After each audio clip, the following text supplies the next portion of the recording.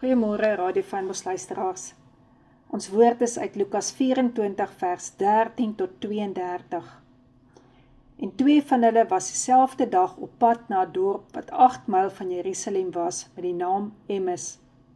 Hulle was in gesprek met mekaar oor al die dinge wat voorgeval het. Terwyl hulle praat en mekaar ondervra, kom Jesus self nader en loop saam met hulle. En hy het begin van Moses en al die profete af en het vir hulle uitgelê in al die skrifte die dinge wat op hom van betrekking het.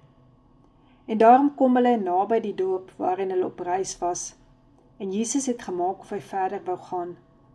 Maar hulle het by hom aangedring en gesê, bly by ons, dit is amper aand, en die dag het gedaal. Hy het ingegaan en by hulle gaan bly. En toe hy met hulle aan tafel was, neem hy die brood en hy dank. Hy breek het en hy gee dit aan hulle. Toe is hulle oë geopen en hulle het Jesus herken en hy het uit hulle gesig verdwyn. En hulle sê vir mekaar, was ons harte nie brandend in ons, toe hy met ons op die pad gepraat het en die skrifte vir ons uitgelê het nie. Ons as mense is nie gemaak om net een kant te wees nie. Hou maar dop hoe vreemdes op lughawens en in vliegtuie begin gesels.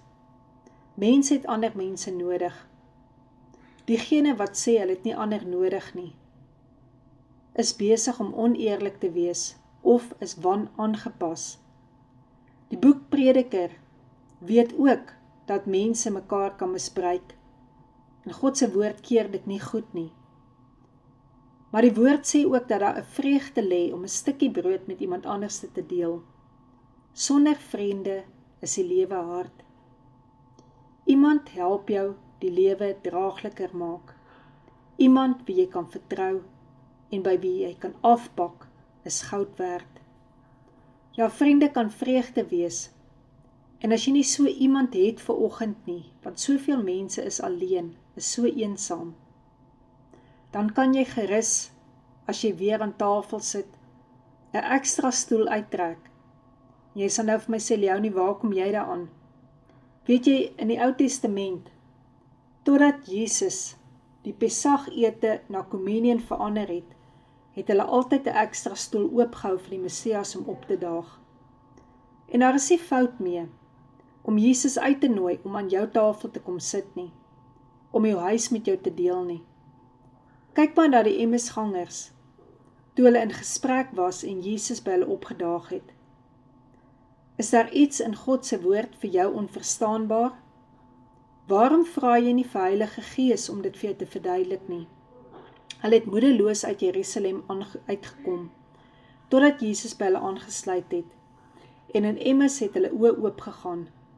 Miskien is dit tyd dat ons oë ook oopgaan, want Jesus sal ons nooit verlaat nie. Hy is die heeltyd by ons, en God die Heilige Gees binnekant in ons. So as jy weer kommunion gebruik, besef aan wie se tafel jy sit, wie se bloed jy neem, om dankie voor te kan sê, en wie se liggaam jy eet, tot genesing van jou wonde. Here, baie dankie dat ons aan u tafel kan sit vanoggend. Die tafel wat u gedek het, die tafel wat u sê, u sal vir ons die tafel dek, teenoor ons teestanders.